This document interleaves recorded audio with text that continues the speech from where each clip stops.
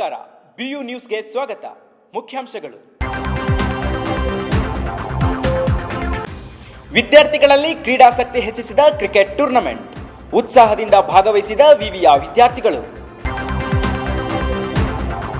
ದೇಶದ ಪ್ರಗತಿಗೆ ಸಂವಿಧಾನ ಮತ್ತು ಅಂಬೇಡ್ಕರ್ ಚಿಂತನೆಗಳ ಅಗತ್ಯ, ರಾಷ್ಟ್ರಮಟ್ಟದ ವಿಚಾರ ಸಂಕಿರಣದಲ್ಲಿ ಕುಲಪತಿ ಜೈಕರ್ ಅಭಿಮತ. ಬೆಂಗಳೂರು ಮಹಾನಗರ ಸಾರಿಗೆ ಸಂಸ್ಥೆಯ ವತಿಯಿಂದ ಉಚಿತ ಲಘು ಮತ್ತು ಭಾರಿ ವಾಹನ ಚಾಲನಾ ತರಬೇತಿ, ವಿಶ್ವವಿದ್ಯಾಲಯ ವಿದ್ಯಾರ್ಥಿಗಳಿಗೂ ಉಚಿತ ಚಾಲನಾ ಪರವಾನಗಿ ಭಾಗ್ಯ. ಐಸಿಸಿಆರ್ ಮತ್ತು ಬೆಂಗಳೂರು ವಿವಿಯಿಂದ ನಡೆದ ಭಾಷಣ ಸ್ಪರ್ಧೆ, ವಿದೇಶಿ ವಿದ್ಯಾರ್ಥಿಗಳಿಂದ ಭಾರತೀಯ ಸಂಸ್ಕೃತಿ ಮತ್ತು ಇತಿಹಾಸ ವಿಚಾರಗಳ ಕುರಿತು ಭಾಷಣ.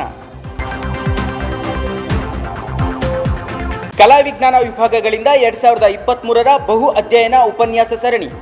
ಇದು ವಿಶ್ವವಿದ್ಯಾಲಯಗಳ ಇತಿಹಾಸದಲ್ಲೇ ವಿಶೇಷ ಪ್ರಯತ್ನ, ಭಾರೀ ಉತ್ಸಾಹದಿಂದ ವಿದ್ಯಾರ್ಥಿಗಳು ಭಾಗಿ. ಬೆಂಗಳೂರು ವಿವಿ ಹಾಸ್ಟೆಲ್ ವಿದ್ಯಾರ್ಥಿಗಳಿಗೀಗ 24 ಗಂಟೆಗಳ ಕಾಲ ಬಿಸಿ ನೀರು ಭಾಗ್ಯ. ಎಲ್ಲ ವಸತಿ ನಿಲಯಗಳಿಗೂ ನೂತನ ಗೀಸರ್ ಮತ್ತು ಸೋಲಾರ್ ಅಳವಡಿಕೆ. ವಾರ್ತೆಗಳ ವಿವರ. ಬೆಂಗಳೂರು ವಿಶ್ವವಿದ್ಯಾಲಯದ ಸ್ನಾತಕೋತ್ತರ ಹಾಗೂ ಸಂಶೋಧನಾ ವಿದ್ಯಾರ್ಥಿ ಒಕ್ಕೂಟದಿಂದ ಜನವರಿ 16 ಮತ್ತು 17ರಂದು ಜ್ಞಾನಭಾರತಿ ಕ್ಯಾಂಪಸ್ ಬಿಪಿಎಡ್ ಮೈದಾನದಲ್ಲಿ ವಿಶ್ವವಿದ್ಯಾಲಯ ಮಟ್ಟದ ಅಂತರ್ವಿಭಾಗೀಯ ಟೆನ್ನಿಸ್ ಬಾಲ್ ಕ್ರಿಕೆಟ್ ಟೂರ್ನಮೆಂಟ್ ಆಯೋಜಿಸಲಾಗಿತ್ತು. ಈ ಟೂರ್ನಮೆಂಟ್ನಲ್ಲಿ 300ಕ್ಕೂ ಹೆಚ್ಚು ವಿದ್ಯಾರ್ಥಿಗಳು ಭಾಗವಹಿಸಿದ್ದರು. ಕ್ರೀಡಾಕೂಟದಲ್ಲಿ ವಿವಿಯ ಕುಲಪತಿಗಳಾದ ಡಾಕ್ಟರ್ SM ಜೈಕರ್, ದೈಹಿಕ ಶಿಕ್ಷಣ ವಿಭಾಗದ ನಿರ್ದೇಶಕರಾದ doctor TG Krishnaswamy, Jnanabharathi police ಠಾಣೆಯ ಉಪನಿರೀಕ್ಷಕರಾದ ನವೀನ್ ಕುಮಾರ್ A ಸೇರಿದಂತೆ ಹಲವಾರು ಗಣ್ಯರು ಉಪಸ್ಥಿತರಿದ್ದರು.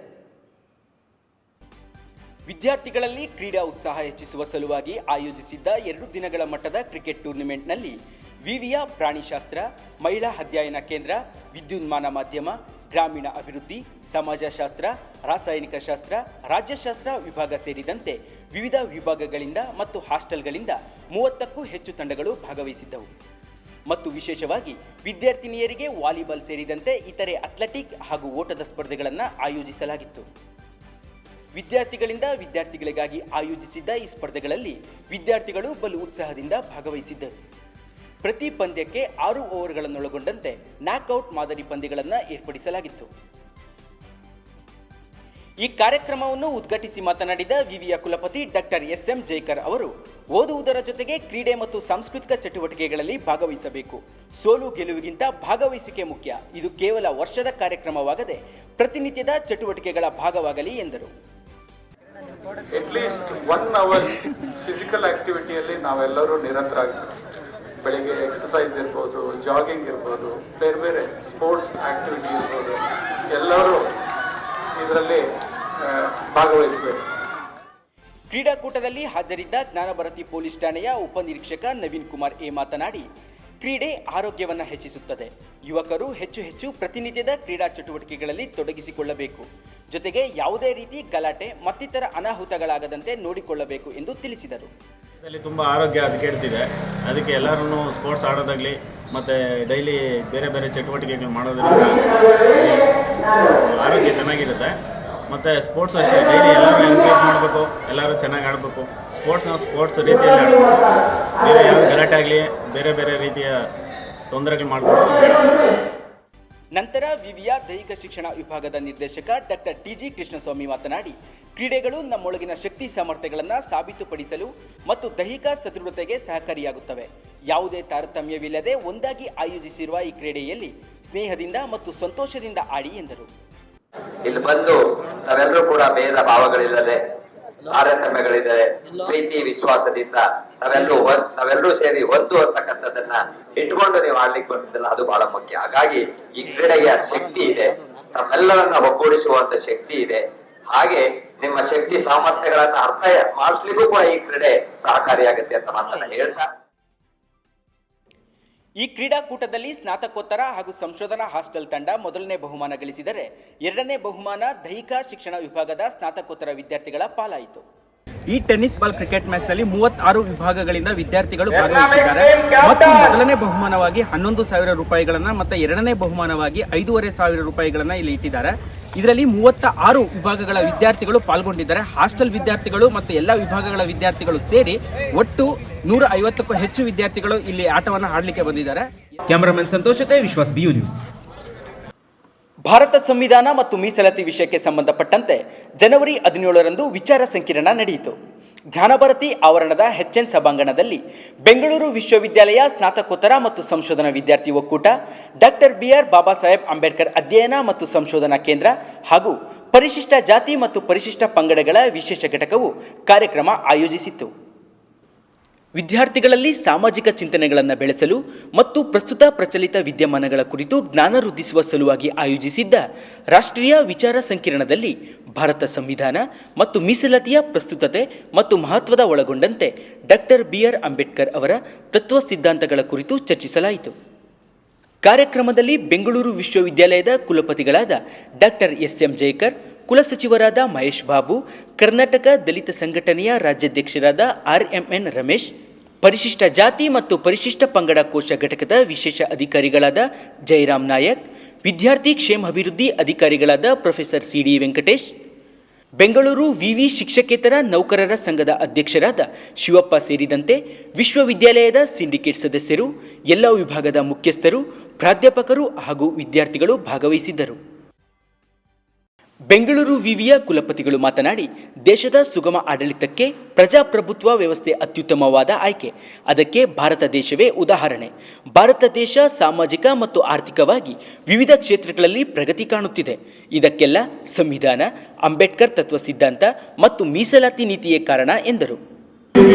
ನಾವೆಲ್ಲರೂ ಇನ್ನೂ ಅವರ ಒಂದು ಆತ್ಮವಿಶ್ವಾಸ ಏನಿದೆ ಅದನ್ನ ಅವ್ರು ಏನು ನಮಗೆ ಕೊಟ್ಟಿದ್ದಾರೆ, ಅವರ ತತ್ವ ಸಿದ್ಧಾಂತಗಳನ್ನ ನಾವು ಅಳವಡಿಸ್ಕೊಂಡು ನಮ್ಮ ದೇಶವನ್ನ ಇನ್ನೂ ಎತ್ತರಕ್ಕೆ ತಗೊಂಡು ಹೋಗುವಂತ ಜವಾಬ್ದಾರಿ ನಮಗೂ ಎಲ್ಲ ಇದೆ.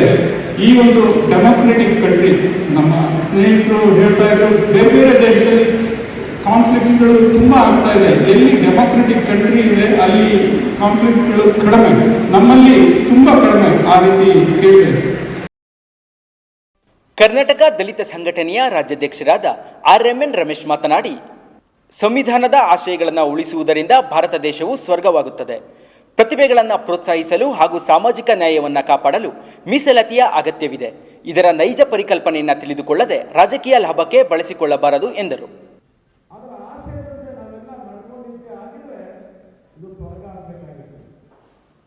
ಬೆಂಗಳೂರು ಮಹಾನಗರ ಸಾರಿಗೆ ಸಂಸ್ಥೆಯು ಯುವಕರಲ್ಲಿ ಸ್ವಯಂ ಉದ್ಯೋಗ ಕೌಶಲ್ಯಗಳನ್ನು ವೃದ್ಧಿಸುವ ಸಲುವಾಗಿ ಉಚಿತ ವಾಹನ ಚಾಲನಾ ತರಬೇತಿ ಯೋಜನೆಯನ್ನು ಹಮ್ಮಿಕೊಂಡಿದೆ.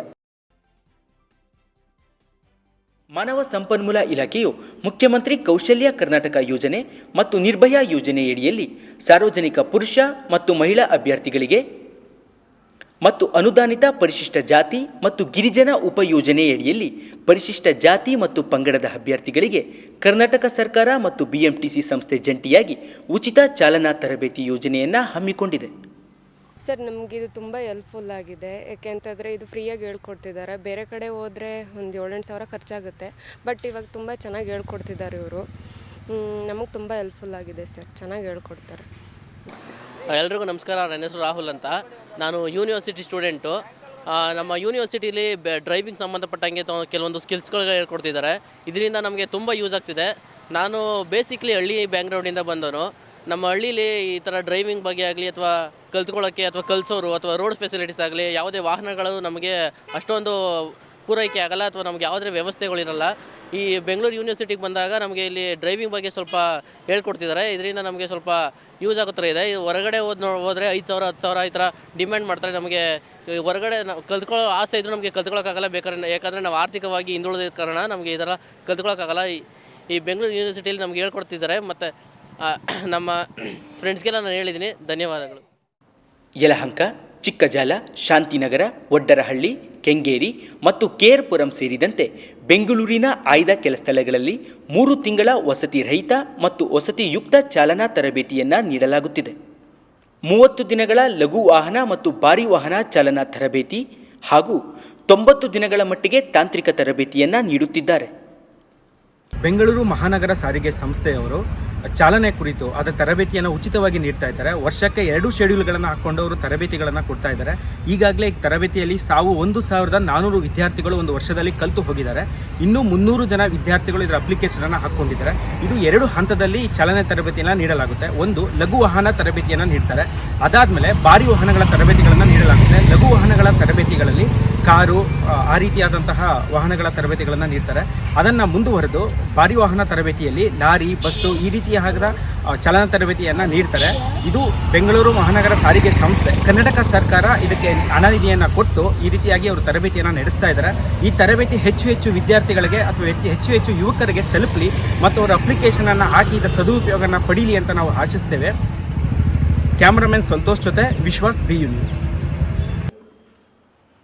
ಬೆಂಗಳೂರು ವಿಶ್ವವಿದ್ಯಾಲಯ ಕಾನೂನು ಕಾಲೇಜಿನ ಸಭಾಂಗಣದಲ್ಲಿ ಜನವರಿ 18ರಂದು ಭಾರತೀಯ ಸಾಂಸ್ಕೃತಿಕ ಸಂಬಂಧ ಪರಿಷತ್ತು ಮತ್ತು ಬೆಂಗಳೂರು ವಿಶ್ವವಿದ್ಯಾಲಯ ಸಹಭಾಗಿತ್ವದಲ್ಲಿ ದಕ್ಷಿಣ ಭಾರತದಲ್ಲಿನ ವಿದೇಶಿ ವಿದ್ಯಾರ್ಥಿಗಳಿಗೆ ಭಾಷಣ ಸ್ಪರ್ಧೆ ಏರ್ಪಡಿಸಲಾಗಿತ್ತು.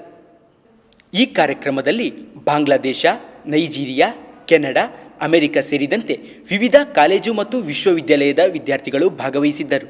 ವಸುದೈವ ಕುಟುಂಬಕಂ, ವಸಾಹತುಶಾಹಿ ವಿರುದ್ಧ ಹೋರಾಡುವಲ್ಲಿ ಭಾರತ ಸ್ವಾತಂತ್ರ್ಯ ಸಂಗ್ರಾಮದ ಮಹತ್ವ ಮತ್ತು ಭಾರತೀಯ ಸಂಸ್ಕೃತಿಯ ಮಹತ್ವದ ವಿಷಯಗಳ ಕುರಿತು ಭಾಷಣ ಸ್ಪರ್ಧೆಗಳನ್ನು ಏರ್ಪಡಿಸಲಾಗಿತ್ತು. The Indian knowledge system has very beautiful genesis. It is different for different knowledge system, but since I'm a student of Ayurveda, I will briefly talk to you about that story. ಈ ಕಾರ್ಯಕ್ರಮದಲ್ಲಿ ಬೆಂಗಳೂರು ವಿವಿಯ ಕುಲಸಚಿವರಾದ ಮಹೇಶ್ ಬಾಬು, ಭಾರತೀಯ ಸಾಂಸ್ಕೃತಿಕ ಸಂಬಂಧ ಪರಿಷತ್ತಿನ ನಿರ್ದೇಶಕರಾದ ಸುದರ್ಶನ್ ಶೆಟ್ಟಿ, ಭಾರತೀಯ ಸಾಂಸ್ಕೃತಿಕ ಸಂಬಂಧ ಪರಿಷತ್ತಿನ ಹಿರಿಯ ಪ್ರಾದೇಶಿಕ ನಿರ್ದೇಶಕರಾದ ಶ್ರೀ ಸುನಿಲ್ ಕುಮಾರ್ ಸಿ, ಬೆಂಗಳೂರು ವಿವಿ ರಾಸಾಯನಿಕ ಶಾಸ್ತ್ರ ವಿಭಾಗದ ಪ್ರಾಧ್ಯಾಪಕರಾದ ಪ್ರೊಫೆಸರ್ ಸುರೇಶ್ ಬಾಬು, ಪರಿಸರ ವಿಜ್ಞಾನ ವಿಭಾಗದ ಮುಖ್ಯಸ್ಥರಾದ ಪ್ರೊಫೆಸರ್ ನಂದಿನಿಯವರು ವೇದಿಕೆಯಲ್ಲಿದ್ದರು. 2023ನೇ ಸಾಲಿನ ಬಹು ಅಧ್ಯಯನ ಉಪನ್ಯಾಸ ಸರಣಿಯ ಅಂಗವಾಗಿ 20 ಜನವರಿ 2023ರಂದು ರಾಜ್ಯಶಾಸ್ತ್ರ ವಿಭಾಗ ಮತ್ತು BA BSc ಹಾನರ್ಸ್ ವಿಭಾಗಗಳು ಜಂಟಿಯಾಗಿ ಬೆಂಗಳೂರು ವಿವಿಯ ರಾಜ್ಯಶಾಸ್ತ್ರ ವಿಭಾಗದ ಸಭಾಂಗಣದಲ್ಲಿ ವಿಶೇಷ ಉಪನ್ಯಾಸ ಆಯೋಜಿಸಿದ್ದವು. ರಾಜ್ಯಶಾಸ್ತ್ರ ವಿಭಾಗದ ಪ್ರೊಫೆಸರ್ SY ಸುರೇಂದ್ರ ಕುಮಾರ್ ಮತ್ತು ಭೌತಶಾಸ್ತ್ರ ವಿಭಾಗದ ಪ್ರಾಧ್ಯಾಪಕರಾದ ಸರ್ಬರಿ ಭಟ್ಟಾಚಾರ್ಯರವರ ನೇತೃತ್ವದಲ್ಲಿ ಏರ್ಪಡಿಸಿದ್ದ ವಿಶೇಷ ಉಪನ್ಯಾಸದಲ್ಲಿ ಬೆಂಗಳೂರು ತಾಂತ್ರಿಕ ಸಂಸ್ಥೆಯ ರಾಸಾಯನಿಕ ಶಾಸ್ತ್ರ ವಿಭಾಗದ ಮುಖ್ಯಸ್ಥರಾದ ಡಾಕ್ಟರ್ ಬಸವರಾಜು BC ಕೃತಕ ಬುದ್ಧಿಮತ್ತೆ ಹಾಗೂ ಉದ್ಯೋಗಾವಕಾಶದ ಕುರಿತು ಉಪನ್ಯಾಸ ನೀಡಿದರು. ಡಾಕ್ಟರ್ ಮಾಡುವಾಗ, ಹ್ಯೂಮನ್ ಡಾಕ್ಟರ್ ಮಾಡುವಾಗ 300 to 400 ml, ರೋಬೋಟ್ ಮಾಡುವಾಗ ಎಷ್ಟಾಗುತ್ತೆ 30 ml ಅಷ್ಟೇ. ಅಂದರೆ robot will do the operation more precisely. So ಮತ್ತೆ ಆಪರೇಷನ್ ಮಾಡಿದ ಅರ್ಧ ಗಂಟೆಗೆ ಪೇಷಂಟ್ ಮನೆಗೆ ಹೋಗ್ಬೋದು. Another thing is robot operation ಮಾಡಿದಾಗ because it does the operation more precisely.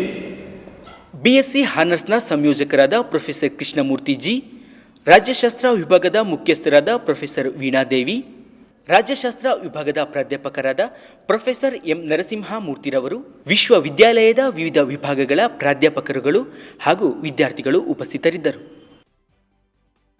Jnanabharathi ಆವರಣದಲ್ಲಿರುವ ಬೆಂಗಳೂರು ವಿಶ್ವವಿದ್ಯಾಲಯದಲ್ಲಿ ಭಾರೀ ಚಳಿಯ ಕಾರಣ ಬಿಸಿ ನೀರಿನ ಸಮಸ್ಯೆ ಎದುರಿಸುತ್ತಿದ್ದ ವಿದ್ಯಾರ್ಥಿಗಳಿಗೆ ಪರಿಹಾರ ದೊರಕಿದೆ.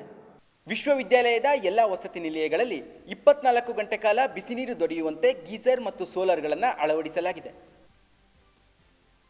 ಇಲ್ಲಿಗೆ ವಾರ್ತಾ ಪ್ರಸಾರ ಮುಕ್ತಾಯವಾಯಿತು. ವಾರದ ನಿರಂತರ ಸುದ್ದಿಗಾಗಿ ವೀಕ್ಷಿಸಿ BU ನ್ಯೂಸ್. ಧನ್ಯವಾದಗಳು.